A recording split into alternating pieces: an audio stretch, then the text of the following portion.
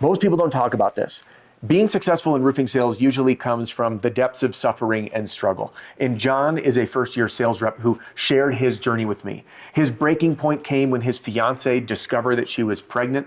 He was working a factory job, not making enough money, and decided to jump into sales. He went from car sales to plumbing and electrician attempt, didn't quite get the job, to home security systems, stumbled his way into roofing. In 1 month in, nothing to show for it, he came home to find his fiance crying, holding their newborn, and turning to John and saying, "We are officially flat broke." Now, fast forward, John made it. But John wanted to come in and do this interview not to share and brag or boast about his success, but to inspire others because he was inspired by the interviews on this channel. Now, I had the opportunity to meet John at an Owens Corning event in Alabama not long ago. And in fact, his company and John himself was trained using my sales system. But this interview, this isn't about sales training. It is about the mindset of going from the darkest places that we experience to a place of success, to a place of prosperity, and to a life transformation, which is exactly what John is going to share with you in this interview. Now, let's get started.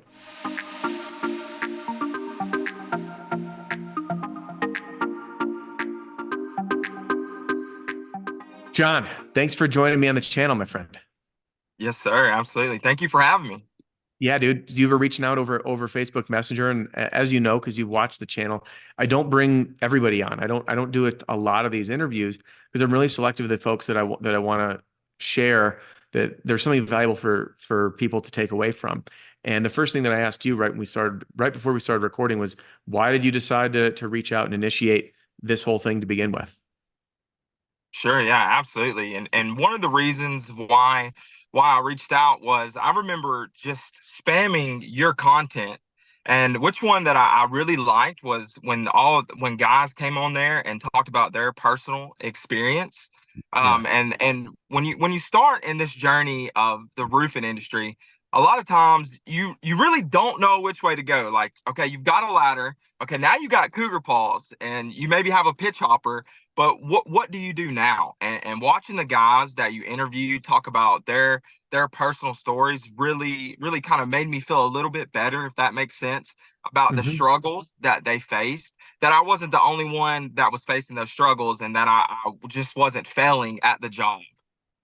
Yeah, you're not alone. That's why I wrote the book. It's funny, I actually haven't even had a copy on my desk, but it's why I wrote my book. It's because so many people, they've faced these struggles. You know, we look on the internet, we as you probably read in the book, we have this comparison creature within us. Like, man, they're doing great. Why is it not going so great for me? But the truth is that starting in this industry, it's funny. I actually just on my other monitor did a keynote presentation on recruiting, and I said, when you hire people, do you tell folks the ugly truth that everyone experiences and no one talks about? Like, you'll hate your job at first. You're going to face your inner demons, your darkest demons, that there are going to be Yes, days that you sir. can't muster up the courage to get out of your truck or let alone bed, that your motivation is going to dwindle because you haven't tasted success. You'll be tempted to quit. Your family and friends are going to doubt you and tell you to go get a stable job. Your spouse or significant other is going to say, why aren't you bringing home the kind of money they promised you? And no one tells you Right. this up front. It's like, but we all go through it. So Right. Yes, sir. so bring me back. You know, you shared some of your story with me on Facebook Messenger, and I've got my notes up here. But what really captured my attention when you said that your fiance ended up pregnant when you were working in a factory, and you said, I knew I had to find something that pays well. So let's start there. Talk me through your journey when you find out that your fiance is pregnant. Where were you working at the time? Yeah, so I was actually, and a lot of people in my hometown went to work here. So it's kind of Mhm. like, okay, so you need to make money, right? I didn't Yeah. do well in college. So I started it's called Tiffin Motorhomes, actually. And it's a Mhm. motorhome factory. And for there, it's not really a bad job. But at this point in time, I'm 23 years old, right? When my fiance, gave me the phone call that she was pregnant. And as a guy and soon to be provider, you're kind of freaking out at that moment in time. I'm barely, at this we don't live together at this point in time, and I can barely afford to pay for myself. But you add another human being into the mix that's coming, you have to figure out something. And I remember her dad, which is actually a pastor, so that was a conversation to have. And he sat me down and was like, "Okay, so what's your plans?" At that moment in time, I had no earthly idea. Was it go to the military, or was it go work night shift somewhere else that where you can make more money at? And I remember growing up, my grandmother was in life insurance sales, and I had people tell me, "Oh man, well maybe you should try out sales." So the first thing I did, like everybody else, you get on Indeed and you scroll down through there and you're looking for sales jobs. And then I took a job at a dealership selling cars, and actually did pretty well. But the only problem was I hated staying in an office all day long, 11 hours. And by this time, our son is here, and then my fiance is not happy with me because I'm gone all the time. Even Mhm. though the money was, better from what it was, but at the same time, do you have to juggle that point of, do you be at home with your family, or do you neglect that and go out and try to make more money, right? Mhm. And so that after being in car sales for about 2 to 3 years, it's kind of when I decided to maybe look for something else. Yeah. And then you ended up, it says that you interviewed at a staffing sales gig for electricians and plumbers. And it sounds like you got excited about that opportunity. Tell me Yeah, about that. yeah, yeah, man. So after I get done bouncing around from dealership to dealership, and at this point in time, I'm absolutely out of money, no money at all. My luckily enough, my fiance graduated nursing school, and we were living off her salary. And I remember before, when I left the car dealerships, I was bouncing around. We had Christmas, and it was very, very, very sad because she bought like 4 or 5 gifts, and that's all the money we had to buy Christmas with. And as a father and a provider, that's not a great feeling, right? You want to be the man of the household and the man that takes charge and all of that. But so I had this interview at this staff. It was Redmont Staffing or something like that, and they brought us in. Well, it started off with a $60,000 a year salary, and then plus, they had a cut. You had your phone bill paid for. They paid for gas, and I remember telling Helen, which is my fiance, about the opportunity that I had. And we're all excited. And in my mind, I'm like, I got the job. I'm gonna make sure I have the job. I'm gonna speak well. I'm gonna dress well. Well, I get to the hotel that they're interviewing us at. And of course, I'm sizing. I'm watching all the guys. They brought us all in to interview us together, which was kind of awesome, right? And I'm watching all the guys come in, and I look at all of them, sizing them up. And I'm like, oh man, I got a suit on, I got a tie on. I've got this. This is great. This is going to be awesome for my family and for me. Things are finally going to get better. And then as I'm talking to the guys that I'm interviewing with, one guy mentioned to me. I asked him, like, what industry did you come from? Because I come from car sales, right? Thinking that everybody else was coming from sales too. It's like, oh yeah, man, I come from the roofing industry. And I'm like, okay, so you built roofs? He was like, no, dude, I didn't build them. I'm actually helped homeowners with insurance companies, or if it wasn't insurance, we would actually go retail and help them get a new roof. And I said, okay, how do you do that? And he said to me that he would drive around in his truck and just look at roofs and look for old roofs. And I'm like, well, how do you know if a roof's old? Because at this point in time, I'm thinking about a roof is just a roof, right? Yeah. And the one thing that I remember him telling me that it was the easiest 10K he's ever made in his life a month. And then and that guy actually ended up getting the job. So after that, that's when I went down the spiral of roofing companies that were hiring. Yeah. So walk me through that. You said that there was another one that a job opportunity, but it was night shift or almost night shift. It was 3:30 to 9:30. We're selling security systems. I don't want Yeah, to skip that. And then let's get into your journey in the roofing world. So you went yeah, from car sales, you're searching for a job, you do this group interview, you want this plumbing gig, you think you got it in the bag, it slips away from right. you. You hear about this roofing opportunity, but you don't quite bite on it yet. What That's happens right. next? So I had a another interview after I didn't get that one, and it was with I wanted to stay in sales. I absolutely love sales. I love customer service. I love being able to provide a service to a homeowner to make them happy, right?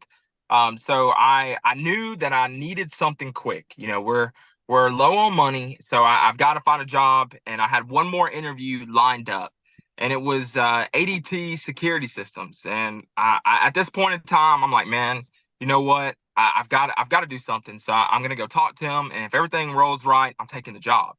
So I go and talk to him. It was a very, very nice environment. All the guys were super awesome.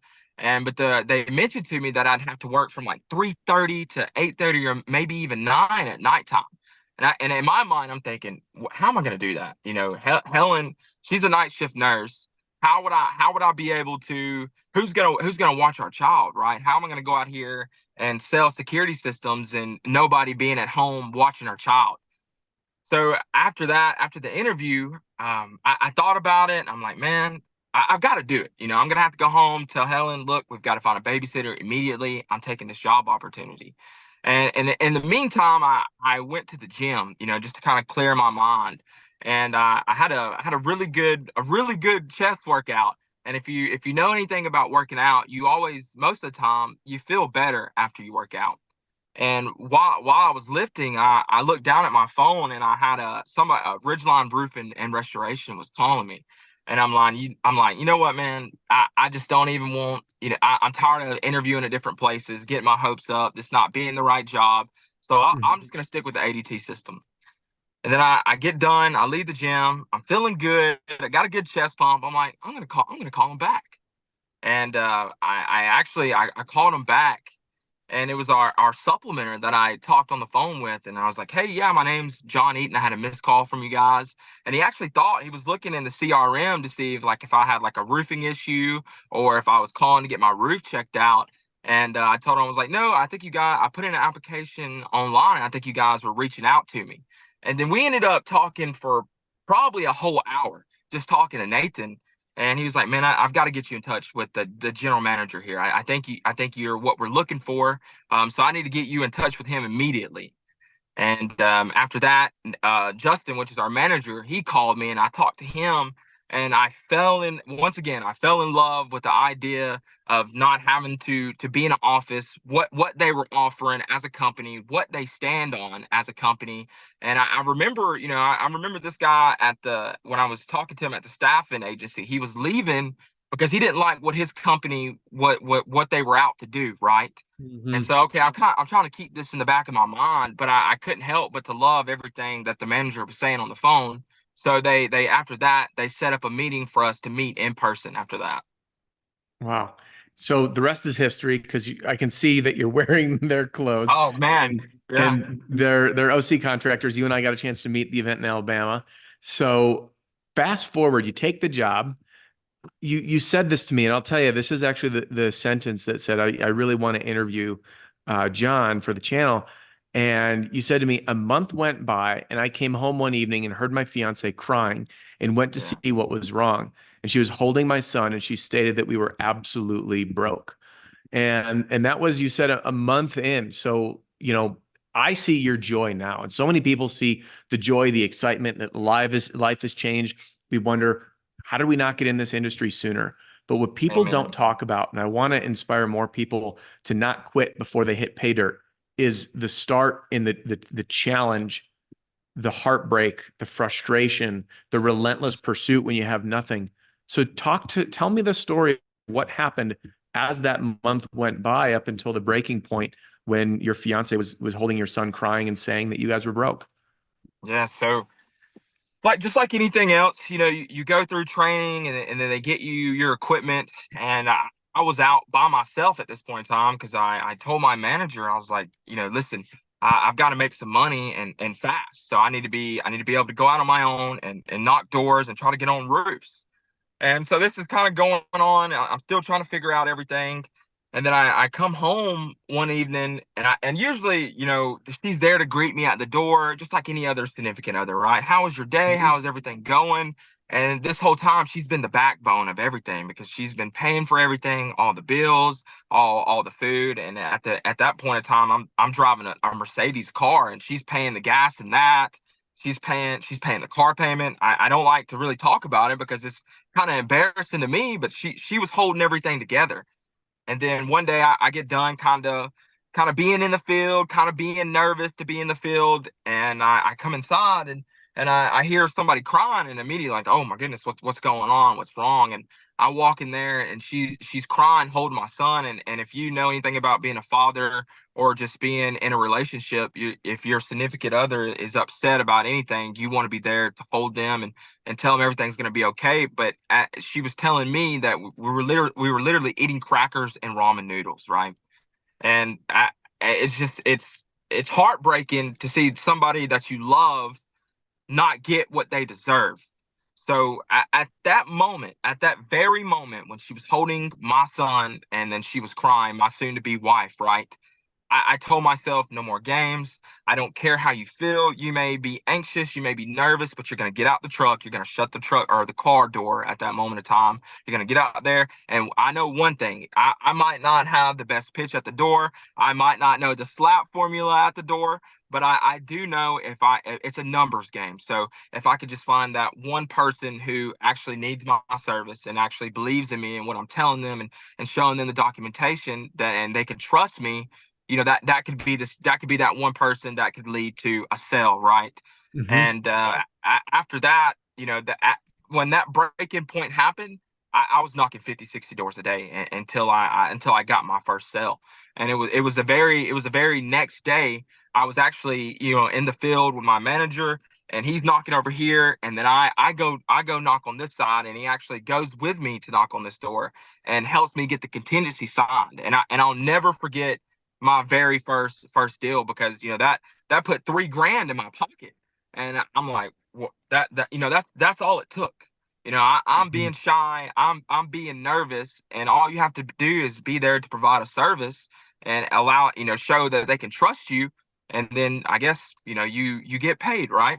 And so after that moment, I never went back to the person that was scared and that was shy, because I knew that I had to feed my family, right? So instead of just being good at sales, I put it on my back to be good for my family, right? This is why I got to do it. This is why I got to get up every morning. I may be feeling doubtful coming out the door. I may be feeling anxious, but I have to do this for my family. Dude, that is such an inspiring story, because the most rewarding part when you said so much for being shy and bashful to being bold and confident, and just that Right. mindset shift, like you literally flipped a switch and the very next day you end up getting your first sale. And there's something about that innate drive, having that why. And I know that people watching this are going to feel inspired, because usually people find these interviews just like you did when you're kind of in the Right. dumps. People aren't watching Yeah. these interviews when things are going well. They're watching the Right. interviews when you're like, man, I could use some inspiration. I'm new at this. I'm in the dumps. In fact, just today I still have to respond. I have a message in my Facebook DMs of someone that had just read my book. And he's like, man, I'm at that point right now of like doubting why I'm in this. I'm looking for something else. I need to tap into that deeper why. So thank you for paying it forward.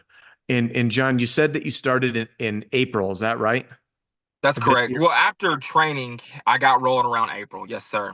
So you got rolling around April, and uh, you just crossed. What did you end up selling in the calendar year? Do you know off the top of your head? Um, yeah, it's 1,070 1.1.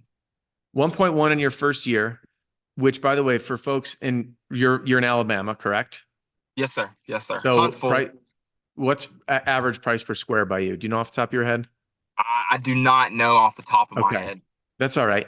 For those that are watching, 1.1 million in Alabama.